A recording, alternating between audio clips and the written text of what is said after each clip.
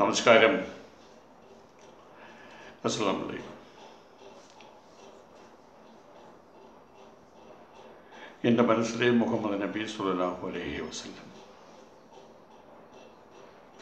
അങ്ങനെ എല്ലാ അർത്ഥത്തിലും അറേബ്യൻ ഉപദ്വീപിലുള്ള ജൂതന്മാരുടെ അവരുടെ ശക്തി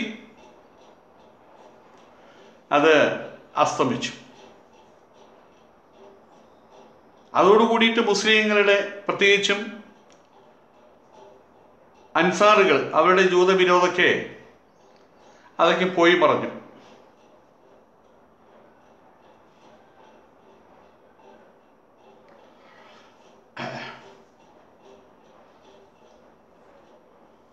ജൂതന്മാരിൽ ചില ആളുകൾ അവരുടെ വ്യാപാര സംരംഭങ്ങൾ അവർ വീണ്ടും ആരംഭിക്കാൻ വേണ്ടിയിട്ട് മദീനയിലേക്ക് തന്നെ വരികയുണ്ടായി. പക്ഷെ അത് അവർ കാര്യമായിട്ട് എടുത്തില്ല. അൻസാറുകൾ, മുസ്ലിങ്ങൾ കാര്യമായിട്ട് എടുത്തില്ല. വന്നോട്ടെ എന്ന രീതിയിൽ.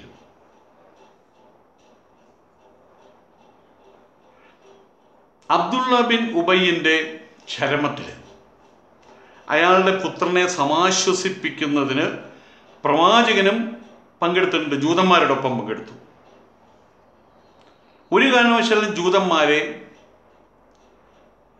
ബലാത്കാരമായിട്ടോ പ്രലോഭിപ്പിച്ചിട്ടോ മതം മാറ്റം ചെയ്യിക്കരുത് എന്ന് പ്രവാചകൻ മുആദ് ബിൻ ജബലിനെ ഉപദേശിക്കുകയുണ്ടായി. ബഹ്റൈനിലെ ജൂതന്മാരുടെ മേലെ നബി തിരുമേനി ജസിയ ചുമത്തുണ്ടായില്ല. അവരുടെ പരമ്പരാഗത മതമായിട്ടുള്ള മതമനുസരിച്ച്, ആചാരങ്ങളനുസരിച്ച് ജീവിക്കാൻ അവരെ അനുവദിച്ചു. ബനു ഗാസിയ, ബനു അറീർ എന്നീ ഗോത്രങ്ങളുമായിട്ട് ജസിയ നൽകുകയും തദടിസ്ഥാനത്തിൽ മുസ്ലിങ്ങൾ അവരെ സംരക്ഷിക്കുകയും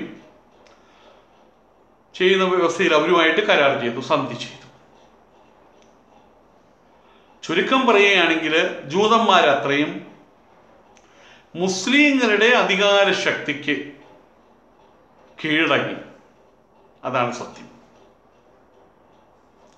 അറേബ്യൻ നാടുകളിൽ അവരുടെ കേന്ദ്രം തീർത്തും ദുർബലമായി കഴിഞ്ഞു. സാമൂഹികമായിട്ടുള്ള ദൗർബല്യം, സാമ്പത്തികമായ ദൗർലഭ്യം, അവരുടെ മതപരമായിട്ടുള്ള മുന്നേറ്റത്തിലുള്ള അവരുടെ ദുർബലതയും ദൗർബല്യം അവിടെ കണ്ടു തുടങ്ങി. ആയതുകൊണ്ട് തങ്ങൾ പ്രതാപശാലികളായിട്ട് വാണിരുന്നൊരു നാടാണത്. ആ നാടുകളിൽ നിന്ന് ഒഴിഞ്ഞു പോകാൻ അവസാനം അവർ നിർബന്ധിതരായി തീർന്നു എന്നുള്ളതാണ് സത്യം. ഈ ഒരു ഒഴിഞ്ഞുപോക്ക്, ക്രമാനുഗതമായിട്ടുള്ള ഒഴിഞ്ഞുപോക്ക്, സമയമെടുത്തുകൊണ്ടുള്ള ഒഴിഞ്ഞുപോക്ക്, അത് പ്രവാചകന്റെ കാലത്ത് തന്നെ സമ്പൂർണമായി തീർന്നു എന്ന് പറയുന്നു. അതിൻ്റെ സമ്പൂർണത കൈവന്നത് പ്രവാചകന് ശേഷമാണ് എന്നും ഒരു സംസാരമുണ്ട്.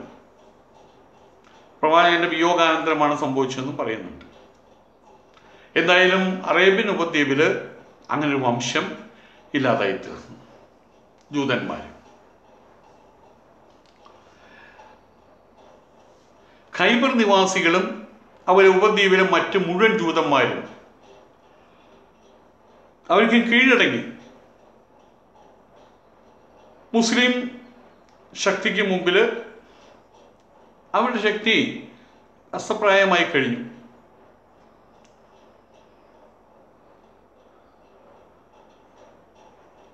ഇങ്ങനെയാണെങ്കിൽ പോലും തങ്ങൾ വളരെയധികം പ്രതാപത്തോടുകൂടി തങ്ങളുടേതെന്ന് കരുതി ജീവിച്ചിരുന്ന നാടിൽ നിന്നുള്ള തങ്ങളുടെ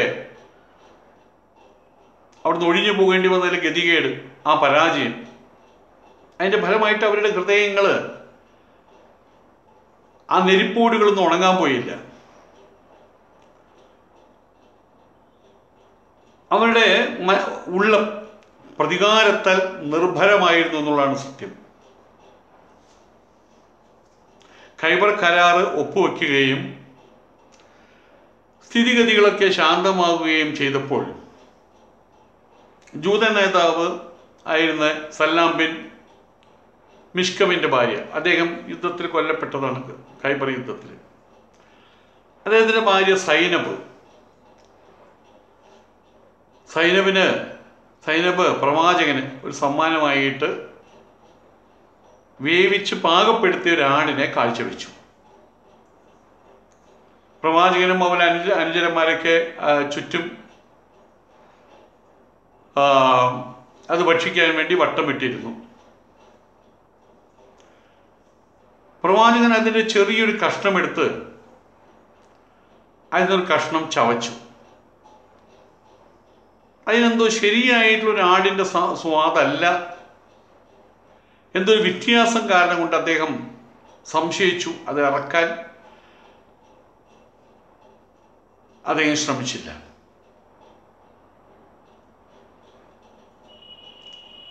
പ്രവാചകൻ അത് തുപ്പിക്കളഞ്ഞു. ബിഷർ ബിൻ ബറാവും ഉണ്ടായിരുന്നു ആ കൂട്ടത്തിൽ. അദ്ദേഹം തിരുമേനിയോടൊപ്പം ഒരു കഷ്ടമെടുത്ത് അദ്ദേഹവും അത് ചവച്ച് ഇറക്കുകയാണ് ഉണ്ടായത്. ഉടനെ തന്നെ തിരുമേനി പറഞ്ഞത് കഴിക്കരുത്, എനിക്ക് സംശയമുണ്ട്, അതിനകത്ത് വിഷം ചേർത്തിട്ടുണ്ട്. പ്രവാചകൻ സൈനബിനെ വിളിച്ച് അന്വേഷിച്ചു. കാര്യമായിട്ട് അന്വേഷിച്ചപ്പോൾ ആ സ്ത്രീ കുറ്റം സമ്മതിച്ചു. എൻ്റെ സമുദായം താങ്കൾ മുഖേന വേണ്ടത്ര പീഡനങ്ങൾ അനുഭവിച്ചിട്ടുണ്ട്, ഒരുപാട് പേര് മരിച്ചിട്ടുണ്ട്, സ്വദേശം നഷ്ടപ്പെട്ടു, ജീവിതം വഴിമുട്ടി. അപ്പോൾ ഞാൻ കരുതി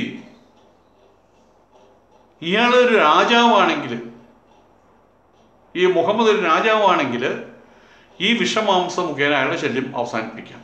അല്ല, അദ്ദേഹം സത്യത്തിലൊരു പ്രവാചകനാണെങ്കിലോ അദ്ദേഹം ഈ വിഷത്തെ പറ്റിയിട്ട് അദ്ദേഹത്തിന് അറിവ് കിട്ടും. മാംസം കഴിച്ച ബിഷർ മൃതിയടഞ്ഞു. ഈ മാംസം ചേർത്ത് ആടിൻ്റെ വേവിച്ച ആടിനെ കൊടുത്തയച്ച സൈനബ്, ആ സൈനബിനെ പ്രവാചകൻ എന്തു ചെയ്തു എന്നുള്ളതിന് രണ്ടഭിപ്രായമാണുള്ളത്.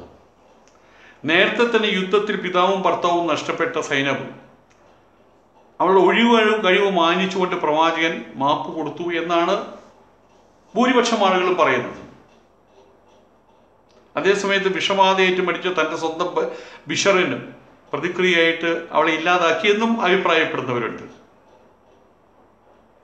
ഏതായാലും ഈ സംഭവം, സൈനബിൻ്റെ ക്രൂരകൃത്യം, പ്രവാചകനെ കൊല്ലാൻ വേണ്ടിയിട്ട് സൈനബ് ചെയ്ത കൃത്യം, അത് മുസ്ലിം ഹൃദയങ്ങളിൽ അഗാധമായിട്ടുള്ള ആഘാതം സൃഷ്ടിച്ചു. ഖൈബറിന് ശേഷവും ഖൈബർ യുദ്ധത്തിന് ശേഷവും ജൂതന്മാർ വിശ്വസിക്കാൻ കൊള്ളാത്തവരാണ് എന്നവർക്ക് ബോധ്യമായി.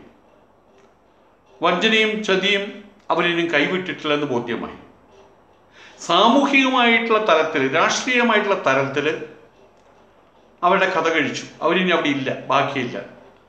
പക്ഷെ വ്യക്തിപരമായിട്ടുള്ള നിലയിലുള്ള അവരുടെ ചതിയെക്കുറിച്ച് ഇപ്പോഴും ആശങ്കാക്കുലരായിരുന്നു വാസ്തവത്തിൽ മുസ്ലിങ്ങൾ.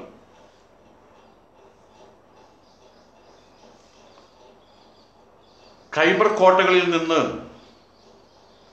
ഖൈബർ യുദ്ധം, ആ യുദ്ധത്തിൽ മുസ്ലിങ്ങൾ ജയിച്ചു. ആ ഖൈബർ കോട്ടകളിൽ നിന്ന് മുസ്ലിങ്ങൾ പിടിച്ച തടവുകാരികളിൽ നളീർ ഗോത്ര തലവനായിട്ടുള്ള ഹുയൈ ബിൻ അക്തക്കിൻ്റെ പുത്രി സഫിയയും ഉണ്ടായിരുന്നു. ഖിനാന ബിൻ റബീൻ്റെ പത്നിയായിരുന്നു അവർ, ഭാര്യയായിരുന്നു. കിനാനയുടെ അടുക്കൽ നളീർ ഗോത്രത്തിൻ്റെ സർവ്വനിധികളും, ആ നിധി ശേഖരം കിനാനയുടെ അടുത്താണ് ഉള്ളതെന്ന് മുസ്ലിങ്ങൾക്കറിയാമായിരുന്നു. ഒരിക്കൽ പ്രവാചകൻ അതേക്കുറിച്ച് അയാളോട് അന്വേഷിച്ചു. അദ്ദേഹം പറഞ്ഞു, എനിക്ക് അങ്ങനെ നിധിയില്ല എൻ്റെ കയ്യിൽ, അങ്ങനെ നിധി ഉണ്ടെങ്കിലല്ലേ എവിടെയും സൂക്ഷിക്കാൻ കഴിയുള്ളൂ, എനിക്ക് അതിനെക്കുറിച്ച് അറിയില്ല എന്നാണ് പറഞ്ഞത്. അന്ന് പ്രവാചകൻ പറഞ്ഞു, നിന്റെ അടുക്കൽ അതില്ലെന്ന് നീ പറഞ്ഞു. നീ പറഞ്ഞത് കളവാണെങ്കിൽ എന്നെങ്കിലും നിധി നിന്റെ സംരക്ഷണയിൽ നിന്ന് കണ്ടെടുക്കാൻ കഴിയുകയാണെങ്കിൽ പിന്നെ നീ ബാക്കി ഉണ്ടാവില്ല, നിന്നെ ഞാൻ അവിടെ അവസാനിപ്പിക്കും. അയാളത് സമ്മതിച്ചു. എൻ്റെ കയ്യിലില്ല, ഉണ്ടെങ്കിൽ എന്നെ കൊന്നോളൂ. ഇതിനിടയിൽ പലപ്പോഴും ഈ കിനാന ഒരു പ്രത്യേക സ്ഥലത്ത് ഖുർബ എന്ന് പറഞ്ഞൊരു സ്ഥലത്ത് അവിടെ ഇങ്ങനെ ചുറ്റിപ്പറ്റി നിൽക്കുന്നത് ഒരു മുസ്ലിം കാണുകയുണ്ടായി, ഒരു അനുചരൻ കാണുകയുണ്ടായി. പലപ്പോഴും ആ സ്ഥലത്ത് വരും.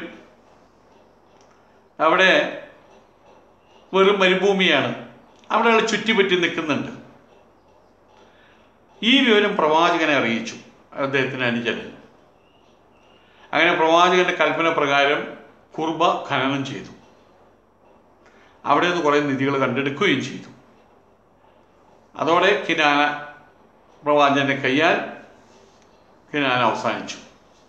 സഫിയ തടവുകാരോടൊപ്പം മുസ്ലിങ്ങളുടെ അധീനതയിൽ വന്നപ്പോൾ അവിടെ എല്ലാവരും പറഞ്ഞു പ്രവാചകൻ അവരെ വിവാഹം ചെയ്യണം. ബനു ഖുറൈള, നളീർ ഗോത്രങ്ങളുടെ കുലീന നായികയാണ് സഫിയ. സഫിയയ്ക്ക് അങ്ങ് മാത്രമേ അനുയോജ്യനാവൂ. അവർ പ്രവാചകനോട് അഭിപ്രായപ്പെട്ടു. പ്രവാചകൻ അവരെ മോചിപ്പിച്ചു, അവസാനം വിവാഹം ചെയ്തു. തങ്ങൾ കീഴടക്കിയ മഹാരാജാക്കന്മാരുടെ പുത്രിമാരെ വിവാഹം കഴിക്കുന്നത് അവരുടെ ലക്ഷ്യം അവരുടെ ദുഃഖം ലഘൂകരിക്കാനും മാന്യത രക്ഷിക്കാനും വേണ്ടിയായിരുന്നു. അന്നത്തെ വിജയകൃഷികളുടെ പതിവതായിരുന്നു. പ്രവാചകനും പ്രസ്തുത മാതൃക സ്വീകരിക്കുകയാണ് ഇവിടെ ചെയ്യുന്നത്. തൻ്റെ പിതാവിനെയും ഭർത്താവിനെയും അതുപോലെ തൻ്റെ ജനങ്ങളെ വധിച്ച പ്രവാചകന്റെ നേരെ സഫിയയുടെ ഉള്ളിൽ പക ഉണ്ടാവാനുള്ള സാധ്യത, അങ്ങനെ പ്രവാചകന്റെ അനുചരന്മാർക്കാണ് തോന്നുകയുണ്ടായി. അതിലൊരാൾ അബു അയ്യൂബ് അൽ അൻസാരി ആശങ്കിച്ചു. അതിനാൽ ഖൈബറിൽ നിന്ന് മടങ്ങുന്ന വഴിക്ക് രാത്രി പ്രവാചകൻ സഫിയയുമായിട്ട് മധുവിധം ആഘോഷിച്ച തമ്പിൻ്റെ പരിസരത്ത് വെച്ച് അദ്ദേഹം വാളും ഊരിപ്പിടിച്ച് കാവലിൽ നിന്നു.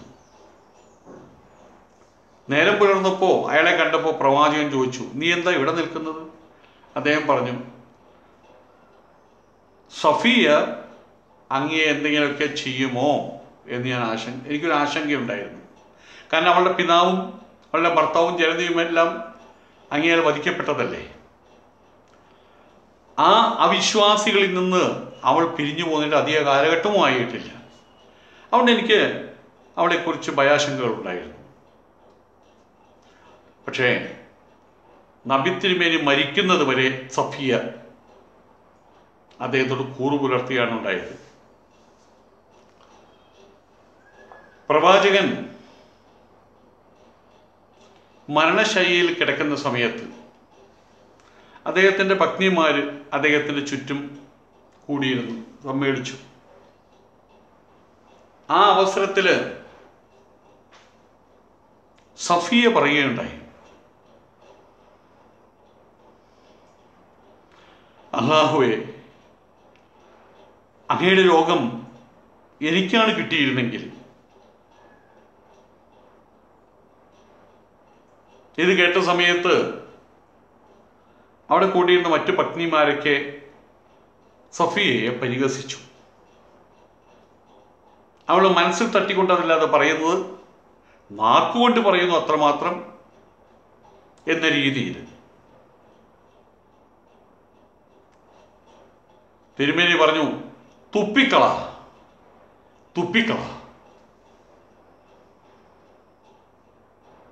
അപ്പോൾ പത്നിമാർ ചോദിച്ചു, അള്ളാഹുവിൻ്റെ ദൂതരെ, ഞങ്ങൾ എന്താണ് തുപ്പേണ്ടത്? അവർ ചോദിച്ചു. പ്രവാചകൻ മറുപടി പറഞ്ഞു, നിങ്ങൾ നിങ്ങളുടെ കൂട്ടുകാരിയെക്കുറിച്ച് പറഞ്ഞ പരിഹാസ വാക്ക്, അതാണ് തുപ്പിക്കളയേണ്ടത്. സഫിയ പറഞ്ഞത് സത്യമാണ്. അള്ളാഹുവാണേ സത്യമാണ്. പ്രവാചകന് ശേഷം മുആവിയയുടെ ഭരണകാലം വരെ സഫിയ ജീവിക്കുകയുണ്ടായിട്ടുണ്ട്. മുആവിയയുടെ ഭരണകാലത്താണ് അവർ മൃതി അടയുന്നത്. അവർ മൃതി അടഞ്ഞ സമയത്ത് അവരെ ബക്കിയിൽ സംസ്കരിക്കുകയും ചെയ്തു. അൽഹംദുലില്ലാഹ്.